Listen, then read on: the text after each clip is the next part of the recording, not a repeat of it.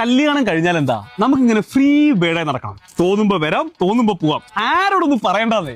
കാശ്മീർ പോകാൻ തോന്നിയല്ലോ, പോണം. അപ്പൊ പോവാ.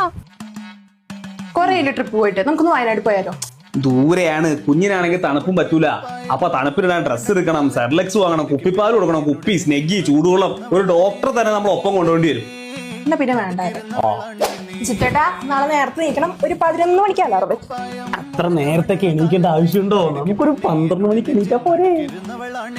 എടി, നീ 3 മണിക്കൂർ കിടന്നുറങ്ങിയില്ലേ? ഇനി അടുത്ത 3 മണിക്കൂർ ഞാനൊന്ന് കിടന്നുറങ്ങട്ടെ. ഒന്ന് കുഞ്ഞിനെ നോക്കി. എന്റെ ദൈവമേ, മദ്യമൊന്നും ഉറങ്ങിയിട്ട് എത്ര നാളായി. ചിറ്റേട്ടാ, നമുക്ക് പുതിയ പടത്തിന് പോണ്ടേ? അതൊക്കെ ചോദിക്കാനുണ്ടോ മോളെ? എല്ലാ ഷോക്ക് ഞാൻ 2 ടിക്കറ്റ് ബുക്ക് ചെയ്തിട്ടുണ്ട്. നമ്മൾ ഇനി ഫുൾ ടൈം തിയേറ്ററിലല്ലേ? ദേ, സിനിമാ തിയേറ്ററിലൊക്കെ കുഞ്ഞിനോട്ട് പോയാൽ കുഞ്ഞ് കരഞ്ഞ് ബഹളം ഉണ്ടാക്കി ആൾക്കാരൊക്കെ നമ്മളെ പ്രാഗിക്കും.